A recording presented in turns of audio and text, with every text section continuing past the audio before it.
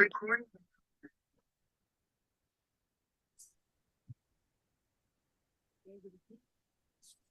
hear.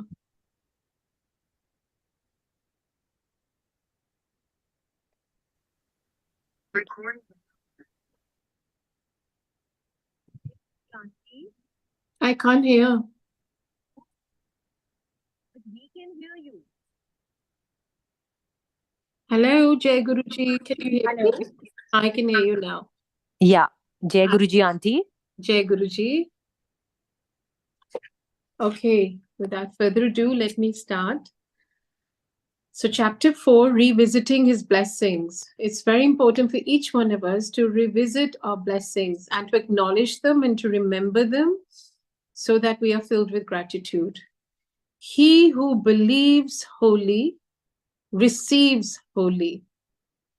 Guruji used to say कि जो 10% surrender करोगे तो 10% blessings, 100% surrender करोगे तो 100% blessings. So it's up to us. Whatever we give is what we receive. The best insights come during the solitary moment of your life. And on moving back to Manchester, I had many. I was 22 years old when I moved to New Delhi from Manchester. I resided in Delhi for 22 years and then returned to Manchester precisely 22 years later. The divine calculations were exact and well formulated. What am I doing in Manchester after all these years? I have no friends and no Sangat here in Manchester. So, what is the real purpose of my being here? These questions ran through my head incessantly. And each time I looked at his photograph and that sat comfortably next to my bed, I asked him, Guruji, what is the plan? Show me your plan, I would plead, which many of us do when we don't understand our future. Guruji had once very casually suggested that I return to my birthplace. He didn't say when, but I had frowned at the idea. No way, Guruji, was my prompt response. But of course, he knew better. After just 3 years of him saying so, I was back to where I didn't feel I belonged anymore. To give birth to a Guru Parivar here in Manchester, which seemed far-fetched at first. The words Jai Guruji seemed foreign on foreign soil. I was truly nostalgic, and I decided to pen down my sentiments on Delhi while vaguely watching BBC News. Dear Delhi, I miss you. Even though you are filled with contradictions, I still love you. The heavy laden traffic, the pollution, noise, and dust, yet in the same choking breath, you are so full of warmth and hospitality that it becomes worth being jammed amidst the aggressively restless cars for hours. In recent times, you have become excessively materialistic too. The dominant thoughts in people's mind are my next phone, my next new car, my next handbag and shoes. Some even go to the extent of my next husband or wife or boyfriend, girlfriend, or whatever.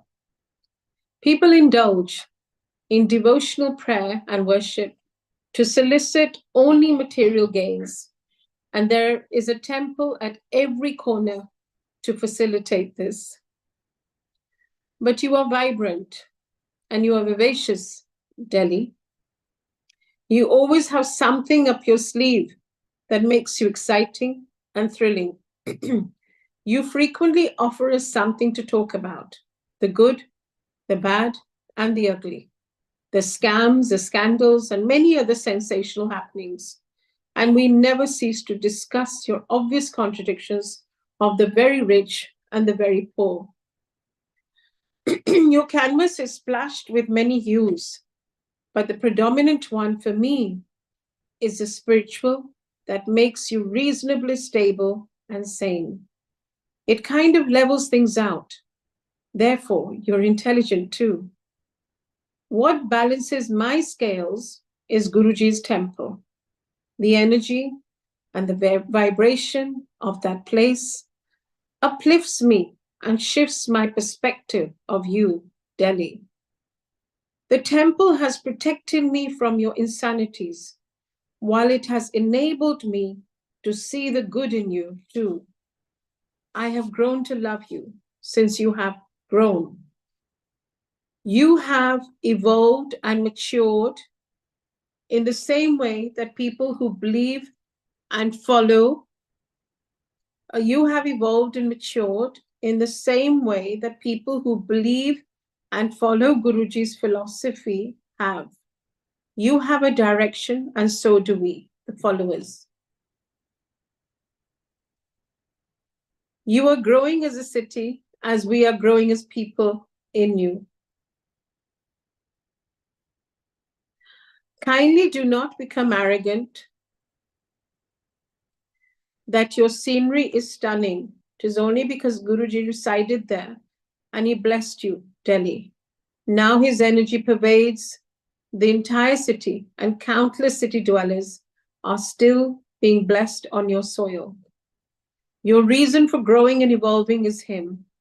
Mind each step, mind your ego, for you are because he is. May Guruji keep purifying you before you lose yourself. Love and light, Anita. And then there was a stream of blessings flowing ceaselessly, more so after moving back to the UK. At the time, the reason for me to shift back was primarily to take care of my mother. She had been diagnosed with pulmonary fibrosis. And since both my daughters were studying in the US, I did the needful by flying back to be at her side and start afresh with my life. But on stepping on the English soil, I was devastated. It felt foreign to be settling back again after a couple of decades. Patience and perseverance, however, are the key to happiness in the realm of faith. Guruji had willed this for this to happen. Hence, I trusted there had to be a deeper meaning to it. I must say that at this point, I was not at all happy with Guruji's decision. But of course, he knows what's best for us. He knew that by taking care of my mother, she would be nourished. And he used to always say, कि माँ बाप दी सेवा करना रब दी सेवा है. So it's very important to take care of your parents. So he sent me back for a very good reason. In the same month that I returned, September 2010, my Guru sister Anisha and her husband Gautam came to visit me here, and together we flew to Portugal for 10 blissful days, driving from one city to another. Since I drove most of the way, I overcame some of my unfounded fears and developed more self-confidence. We had a gala time, and once we returned, we took the train to central London for a couple of nights to conclude our 2-week-long trip together. All through the stay, we felt Guruji's energy permeate our days. We were in complete sync with one another, and it was a trip we will always think of very fondly, picture perfect as it was, truly by his grace. Once I returned, my younger brother Sanjay was taken ill and remained in hospital for a very long time. My faith was suddenly shaken. No 2 days are ever the same. But my younger brother, Sanjeev, from Delhi, restored my faith with his positive attitude and his abiding faith in our dear Guruji. Within weeks, Sanjay was discharged, but a cloud still loomed over our lives as his kidneys were partially damaged as a side effect of his illness, which was autoimmune disease. Between Mom and Sanjay, life was not easy. But then after the rain, there is always sunshine. Only a month and a half later, Sanjay, his wife Kajal, and the boys, along with Mom and I, all traveled to Tenerife, Canary Islands, where Sanjeev also flew in from Delhi. It was a dream, as all of us were in complete harmony. Mum was so elated to be celebrating the new year. She danced the night away, the happiest that I have ever seen her in a very long time. One On one sunny but breezy afternoon, Sanjeev and I had lunch by the sea on our own. The two of us chatted endlessly about Guruji and life and reflected on the past and the future. We were truly immersed in the moment, with only Guruji on our minds, with the waves of the water soothing our souls. As we ate and chatted, the cool breeze blew in our direction. Suddenly, there was an unmistakable whiff of Guruji's aroma, his definite presence, and we both fell silent. Neither of us acknowledged the whiff to each other at first. Instead, we sat stunned for a while. We both broke the silence together and asked the other if there was anything out of the ordinary that had just happened. Since we're on the same page, we broke into laughter, happy to be bathed in his divine love. We were euphoric and most excited that Guruji came to bless us in Tenerife, Canary Islands. It was 1st of January 2011. We made our way back to the sea and sat beside it to chant Om Namah Shivaya and to thank him for new beginnings. Heaven is a place on earth when Guruji resides with and within us. And it is then that we get to take him with us no matter which corner of the world we travel to. Like Guruji used to say, मैं थोड़े मन विच रहना, मैं थोड़े अंदर ही किधरे बाहर नहीं आ. So we need to seek him within. And man hoy changa, the nalke ta pani bhi ganga. Therefore, it becomes imperative for us to keep ourselves pure and our minds clean, because he resides in the very seat of our hearts. On my return to Manchester, my daughters, Anishka and Sunakshi, insisted I meet them in Delhi the following day. They had just returned for their winter break. Their wish was my command. I flew in for a mere couple of weeks because subsequent to that, they were to return to their respective universities in the US. I too wanted to return quickly, not entirely comfortable leaving Mom on her own in Manchester. As I set foot on Indian soil once again, I gladly inhaled the polluted air and felt truly at home. I love you, Delhi.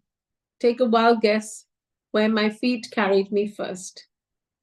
As I entered Guruji's temple, I heaved a sigh of relief, and then on breathing the cold winter air, I thanked him for getting me back. I missed you, Guruji, I uttered in my head. I gazed at his photograph that sat beside his gaddi, and on bowing, I seemed to hear him scold me. You are repeating to everyone in England and on the phone to the Sangat here in Delhi that your Guruji has forgotten you. If you say this once more, then I will actually forget you. So mind your word, Anita. Tu kamli hai. The telepathic scolding was as clear and as vivid as if he was actually there. My heart suddenly skipped a beat as I sat there before him, reduced to tears. The refrain, Guruji has forgotten me, and that's why he has sent me back to England, had almost become a habit. My thoughts had turned negative, and I knew I had to shift gears before my life was taken over by pessimism. We usually have no idea what is beneficial to us in the long run.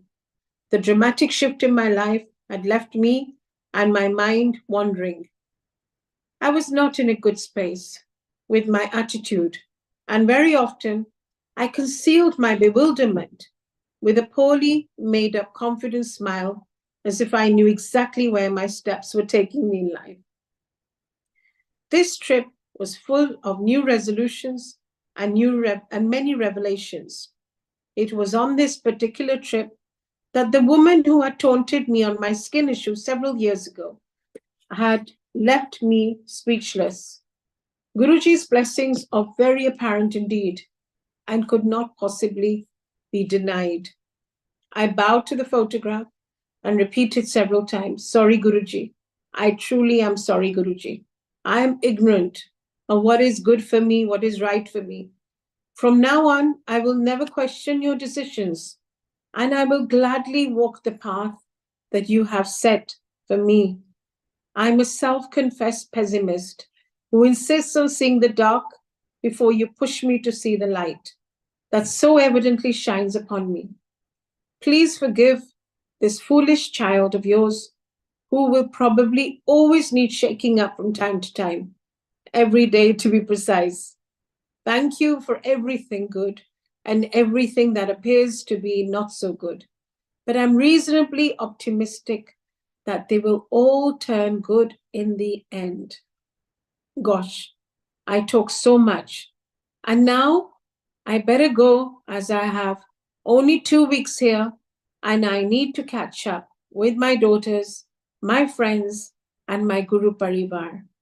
So I will catch up with you just before I leave for the time raining city of Manchester that grows dark at 3 p.m. in the winters.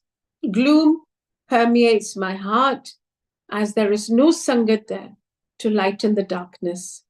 Oops, sorry, here I go complaining again. Just kidding, Guruji. I love the incessant rain and depression and the fact that it's so lonely there. It's amazing. As I bowed to leave, I could almost hear him saying, "Go, impossible child of mine, and have a great time. Aish kar, aur complain na kitta kar. Enjoy life and stop complaining." That entire trip, from the very word go, was a big blessing from Guruji. Every moment was extraordinary, as was invited out for all the 3 meals in a day. My social calendar was spilling over, and I had never felt such deep and overflowing love pour into my life from all quarters. I was shining, and I felt a gush of his blessings in my every breath. My bone of contention with Guruji dissolved soon after returning from Delhi. Towards end January, in the thick of the snow, after a thick layer of blessing from the Supreme, I had my very first satsang in Manchester. That was in 2011, January. So with Guruji's meher, that's when the satsangs initiated in Manchester with literally 5 of us, 5 childhood friends of mine who obliged me. They had no idea who Guruji is, what satsang meant, what Gurbani is, but they came so graciously because I really wanted to, Guruji wanted me to initiate the satsangs there. So then I held a small satsang of 5 sangat who became sangat in the passage of time and then multiplied to 50. And now we have easily over 500 sangat in Manchester. So that is his grace, his doing. We take one step towards our Guruji, he takes 1,000 towards us. So that is his grace. Since we are sharing also today, I think the reading, I'll just leave it now to one chapter, if that's okay. And so if, I think Shilpi wanted me to share something. So please go ahead. Auntie, just you can share one satsang of yours, whatever.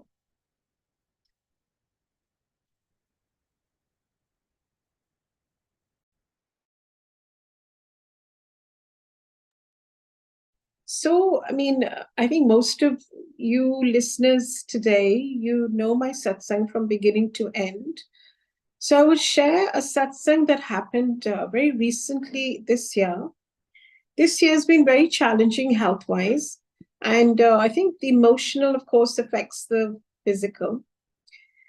Therefore, I really believe that we need to keep our emotions in check.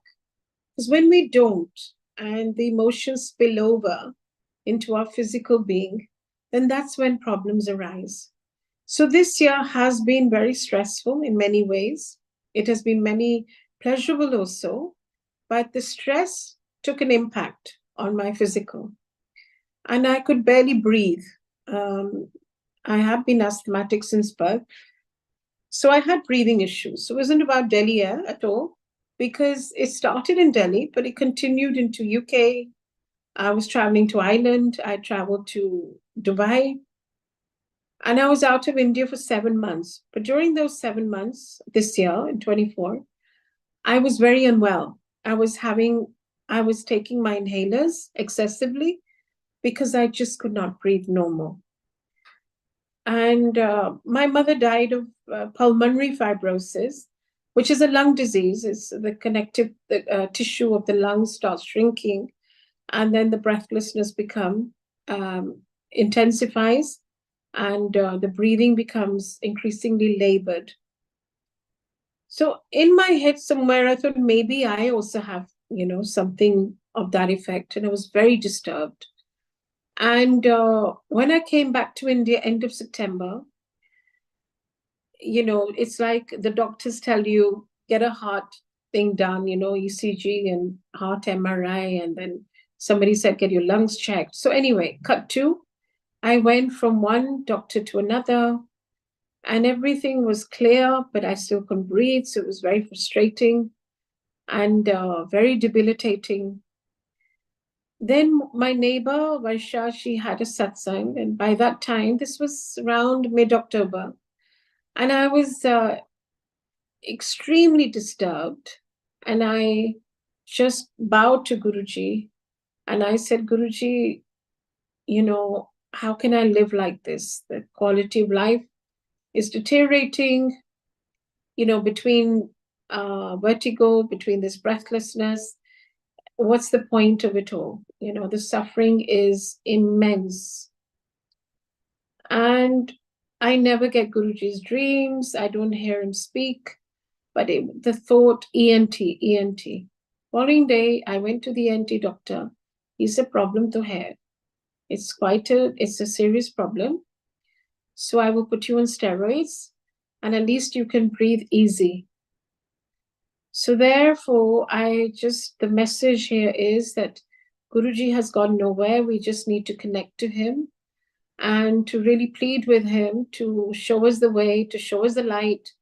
And even if we are in darkness, which we will inevitably be, he sheds light on many of our issues. I'm not saying they get instantly resolved, but they do get reduced in intensity and duration. So Guruji is very kind. And I think what my learning is that keep your stress levels in check. Don't let the stress pour into your physical being, because it manifests into some disease or another. It's not worth it. So that is my take on stress, and which we all do. And I think, like you said, chinta nahi chintan karo. So chinta nahi karni, worry nahi karni, worship karna. And when we are feeling good in our lives, that is the time to really increase our part. Because when we do that, it's like putting, deposits in your bank account. And so it helps for your rainy day. Because when the chips are down, it's very hard to sit and actually do part, because we are so immobilized by our stress and by our anxiety that wo bhi dil nahi karta karne ko. It's a fact that when you are really down, the chips are down, it's very hard to pick yourself up with prayer, to doing the mantra jap. So when the chips are up and you're up, kind of in good spirits, that's the time to do more part, so that it helps you when the chips are down, when you are not so happy, and when you are stressful. So I think these are all practical Guruji's teachings. Every day is a practical learning. And I think we are so blessed, actually too blessed to be stressed, but ये भी हमारे पास में नहीं है. Stress भी हम ले लेते हैं because we're human. So I think that is all really. If anyone has any questions or any inquiries, please make so right now. It'll be a pleasure to respond to you as much as I possibly can. Sangaji, if anybody has any questions, please raise your hand, or you want Auntie to just answer your queries.